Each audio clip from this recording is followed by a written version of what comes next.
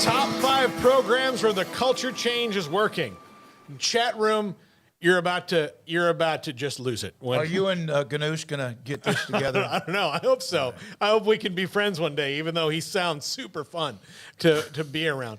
But top 5 programs where the culture change is working.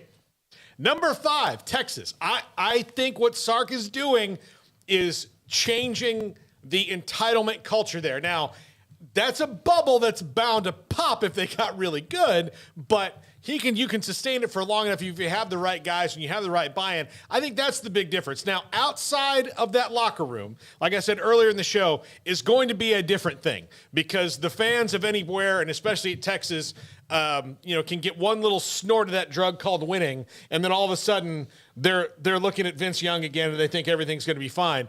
But I really do like what I'm seeing there. I mean, like the way that they're doing things, the way that he approaches it, the realism that he has about himself as a human being and a coach and moving forward.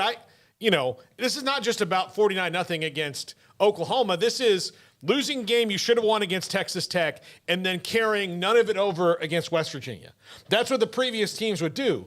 They would lose a game they should have won somewhere, and then they would lose 2 more because that loss was still with them. And they're not doing that so far, and they look to be good, and, of course, they've got a stud quarterback. Yeah, I was going to say, maybe had they played somebody with a pulse after that, maybe they might have stumbled a little bit, but they played basically a ghost on Saturday. And look, I'm not taking away from Texas's win. I'm just saying, like, as far as that stumble goes, had they perhaps faced K-State right afterwards, then maybe that carries over a little bit for Texas. But no, ultimately, I think that the culture in place right now seems to be pretty good. I don't know that the entitlement is gone. I mean, certainly not from the fans, and I don't know that it's really gone from the players either. Just because I feel like that takes a little bit longer to probably probably root out. But I do think that they just are actually backing up confidence with real stuff. It's not just, well, we're Texas, so we should be winning. Why? Because we're Texas. It's we're Texas, and we should be winning. Why? Because we have a great quarterback. We got a really solid defense. The Gary Patterson hire was good. The offensive line that we went and spent money on basically is performing very well at a very early stage and could blossom into something great. I mean, they're stacked with talent. They've always been, but I do think that the mentality has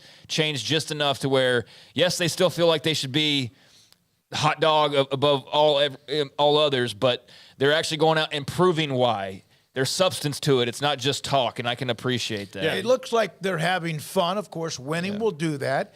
I didn't see a lot of pouting when they lost to Alabama. I didn't see any of that. Even in the Texas Tech game, that was tough.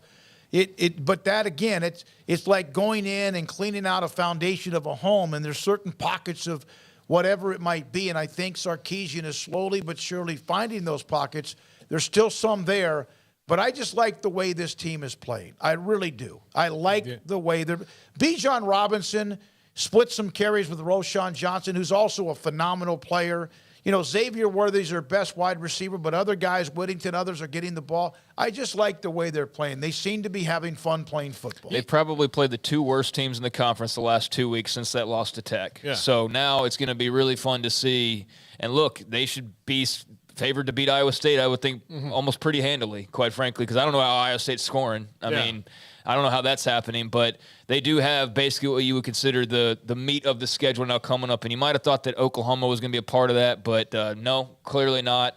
Tech, I think, is. I think that, but obviously that was a game that they lost. So a very interesting stretch of games with TCU and K-State and Baylor and Oklahoma State and some teams that can pop up and potentially beat them. But I do like a lot of what they've got going on right now. I'm very impressed. Yeah, number 4, Kansas. This is obvious, but it's not only that they're winning and they're not they're proving that the early part of the season wasn't a fluke. Even in a loss this week, that was toe-to-toe, nose to nose the whole time. Resiliency, overcoming issues. Yeah. The backup quarterback came in and was really good. They had a couple things that didn't work out for them, and TCU is more experienced and a little bit better. Max Duggan is playing free and breezy right now, and that team, we'll talk about them in a second, but Lance Leipold's come in a very short amount of time, made these guys believe that they belong. And I think that's the biggest thing is they don't go in walking out of games like, holy crap, what just happened? Did we really do that? They actually believe they're going to win. Now, their schedule obviously has gotten tougher with TCU.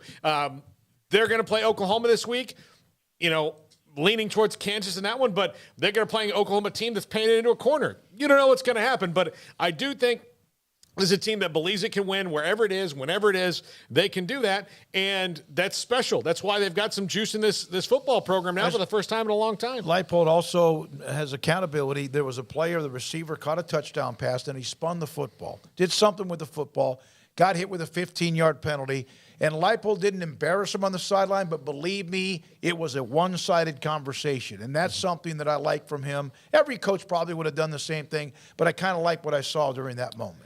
I've said this line a few times, but belief's a hell of a drug. I mean, look no further than Lubbock. What's really all that different there, other than just believing in the culture behind the scenes? And yeah, there's a great culture at Kansas right now as well, where they go out and they don't think, oh, we're Kansas or oh, poor us or whatever. No, they fully believe they're going to go out there and win the football game. I didn't think that they were going to get blown out by TCU, nor did I think they would blow out TCU. But if you had told me going in that Jalen Daniels was going to get hurt before halftime, I would have been really worried about their opportunity at home to hang. And instead, they went toe-to-toe and kept on swinging and brought in the next guy, Jason Bean, and he just proceeded to have a player of the week type of performance in 2 quarters, basically. And, I mean, that's great culture. That's good depth as well. But that's really just belief and mindset and all of those things. So, yeah, they clearly believe in what they're doing right now. They believe in the process, so to speak, and it's paying off, and you saw that, look no further than Saturday, because a lot of teams could have seen Jalen Daniels go down and just been air out of the tires. And instead, they gave it just as much as they got it and nearly walked away with a really big victory as a result of it. Yeah. Here's a little bit of a behind the scenes. I do these well before the show, well before I know anyone who's going to say anything about me in the chat room. 5 minutes ago. I did not change it. Emery did it probably at noon today. Number 3, UCLA. You changed this 5 minutes I did not change this at all. Please try and help me out here, Smokey. All right. Be a team player. The show begins. Well before the show. Well before the show. It's Chip Kelly has changed. UCLA was a moribund football program. They were not good. Their history is so far off from its basketball. Like, they're a basketball school. Their football history is not great at all. And Chip Kelly's come in there and started to make believers out of people, including me, who, yes, I thought maybe the game was passing him by. He was 25-26 leading up to that point at UCLA. I thought he was going to be about a 500 coach. He's got a great quarterback in DTR. That's going on there, and they are changing things. What happens in the rest of the 7 games of the season? I don't know, but they are set up to win, given that they're, the 2 hardest opponents are Oregon and USC, and we'll see what happens in those games. But Stanford, Arizona, Arizona State, and Cal, they should win those games. This should be a team that should be 9-3 or 10-2, no problem down the line based on how they're playing right now, and they're for real. I'm saying they're for real. I don't know how long it's going to last, but I believe in UCLA, and I back off a previous take that I had, which I do all the time as a nearly 20-year host of a sports talk show. Yeah. If all my predictions ever mean, if I had slices on my body from all my bad predictions and comments, I would bleed to death. Well, I mean, so. Yeah, I mean, he's been there 6 years, so it's not like it's been some miraculous turnaround for them. But, I mean, it is a great showing so far. They've got, great weapons offensively, and clearly he's still one of the best when it comes to, offensive football. Defensively, they played well enough. I'm not, sold on them as a defense, but I do think they're good enough all around to, play with pretty much, anybody that they're going to have to play with moving forward. And, beyond that, I don't know. There's a lot of season left to go. I could, definitely see them winning 10 games. I could see them, dropping a couple more than maybe expected right this very moment. But they're firmly in the mix. Deserve to be talked about, in the big picture, and certainly one of the favorites out west right now. So, let's see how the rest of the way goes. But, if I'm a UCLA fan, I'm very happy with what I've seen so far. I was surprised at how well they played, even though it was a high-scoring game, and they're going to give up some points in this day and age of college football. I had read a little note about them. They got a couple of 2 or 3 important transfers in defensively, and you could tell, one of them, I think, from North Texas, and you could tell there's a little bit more edge that term grit that Eric Mateos uses on his offensive line, although they need that too at Baylor, back for this week. There's just something there that I had not seen. They were always soft as toilet paper on defense, and it doesn't appear to be the case. Also, let's not get it twisted about Chip Kelly. He's won 0 national titles.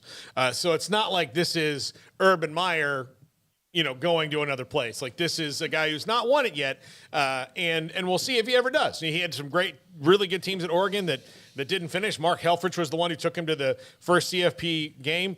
Chip wasn't the coach there then. So anyway, number 2, Tennessee.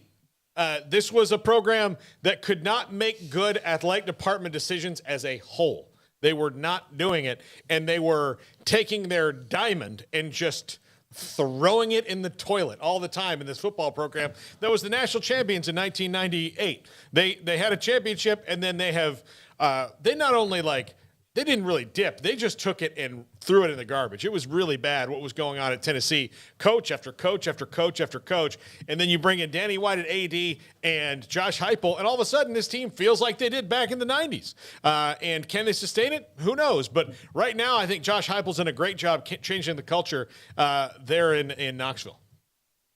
Yeah, done a really good job. Alabama will be a huge test for them. Hendon Hooker's a great player. Been surprising to see the wide receiver from USC in Texas. Oh, yeah. His name I'm missing right now. We talked about him all the time, but you know who I'm talking about if you followed recruiting. Tennessee's wide receiver that was at Texas, Brew McCoy. There we go. He's played particularly well. Good to see that he's got a little bit of that still left in his tank, but I've been very impressed. And, the more Tennessee wins and the more Oklahoma loses, the more I'm sure you'll hear about, Josh Heupel and, his ties to Norman and all of that. But he's got a great thing going on in Knoxville right now. I love it. Tennessee, Alabama this week. A great game. I can't wait to watch it. Yeah. And number 1, TCU. This was a program that needed a culture change. Gary Patterson was very successful there, but his tension, and this was good for both of them. Gary Patterson seems to have maybe the perfect job for him at Texas, where you lock him in a room and tell him to work up a game plan, and TCU can breathe a little bit. Gary Patterson was hearing all the noise. Sonny Dykes isn't like that. Sonny Dykes is way more laid back, a lot like his father, taking things as they come as opposed to fighting some grand conspiracy theory. TCU is smooth. They're fun to watch. They're completely different. Yeah, completely different in what way? And as far as the way that they approach things, the way that it just Max Duggan was a psycho over there. They had to calm him down a ton of times. He looks to me like he just rolls with the punches now. Yeah, they definitely seem like they actually enjoy playing football versus kind of how it felt at times under Patterson. But they've done a great job. I mean, I am curious to see the recruiting and how that continues because you can list off a lot of guys off that roster. None of those guys were Dykes guys. Darius Davis and Tay Barber and Max Duggan and Quentin Johnston. All these cats were, I'm sure there were some transfers I'm not thinking of, but a lot of the main players that we're talking about were Gary Patterson, recruited guys. So he inherited a very good roster is what I'm saying. And I was curious on how it would, blend at least early on, and it's been magnificent. It's been terrific. Definitely a close call there in Lawrence this past weekend, but to their credit, they were able to fight and get themselves a big-time win, even though it seemed like Jason Bean was going to be this Cinderella type of story, that you don't see anywhere but college football. It feels like these, unique stories like that. But instead it was a great win, and they fought that off, and the sky's the limit for them. They're a really good football team, and Duggan's playing exceptionally well. And I still think that Chandler Morris injury, even though Steven earlier said that he thinks they would still be playing this way, I'm not so sure, man. I think they could still be unbeaten and maybe have played pretty well, but I do think Max Duggan has made a big difference for them, and I'm not so sure Chandler Morris just does the exact same thing that Max Duggan's been doing. But regardless, they've got great options at quarterback. They got great weapons. They're playing solid on defense. So, yeah, very, very surprised in some ways and excited for, what Sonny Dykes has going right now. They are a fun story. Those are 5 good ones. Appreciate that. And Paul does those about 5 minutes after the chat room opens. Just joking. Yeah. And